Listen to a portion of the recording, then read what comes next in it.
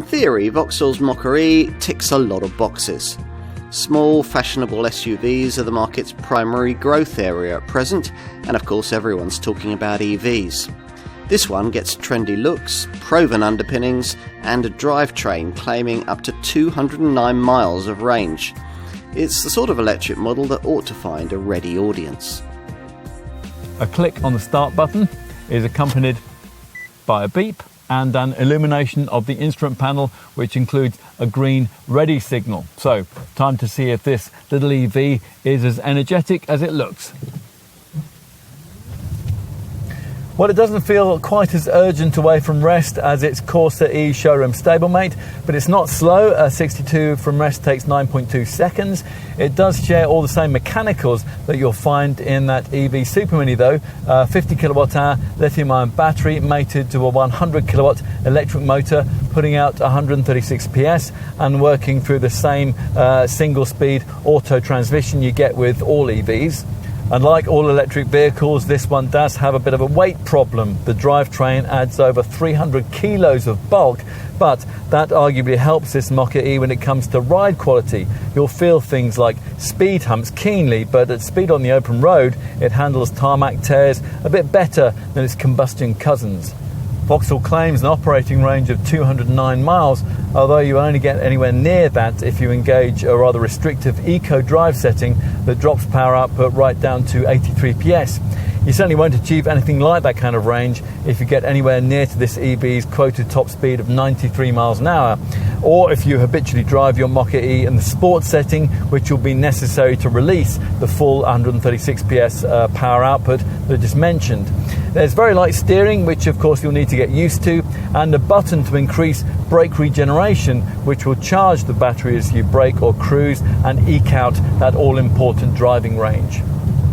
There aren't any significant visual changes marking this Mokka-e apart from its fossil-fuelled showroom stablemate, so unless your neighbours spot the charging flap, the lack of an exhaust pipe or the special badging, then you're going to be able to complete your switch into EV motoring without attracting any undue attention. This Mark II Mokka design certainly has more assertive front-end treatment. It's highlighted by the so-called Vauxhall visor look, which is made up of bold nose treatment featuring ultra-slim LED daytime running lights.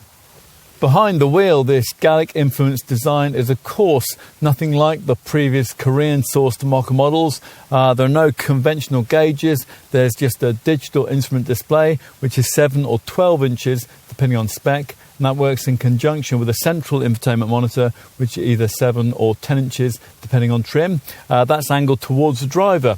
The layout uses what is called pure panel design to make the two screens look like one long display.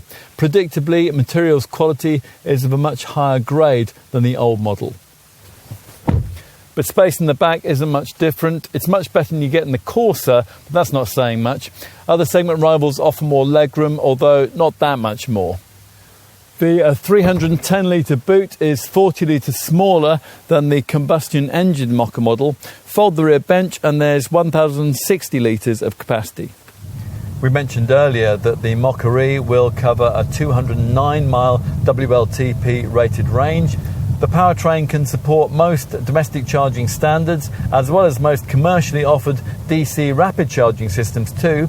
It has support for up to 3-phase 11 kilowatt charging in AC mode for home use and 100 kilowatt DC capability, that's standard, allowing the car to be replenished at a DC 100 kilowatt public charger to over 80% capacity in under half an hour.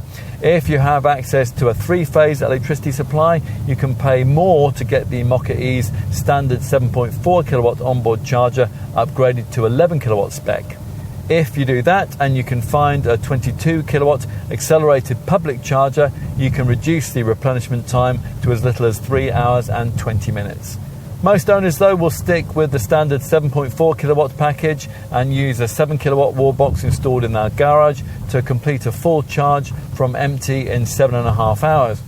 It's hard to recognise this generation Mokka from the Korean Mark I design launched back in 2012, which trundled around on an old-fashioned chassis and used thirsty petrol engines.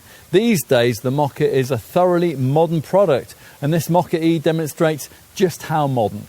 There's just enough driving range to be practical, just enough style to fit in at the gym, and there's just enough value to make the switch to an EV possible on monthly finance. Just enough of everything then for Vauxhall to get a toehold in this important sector.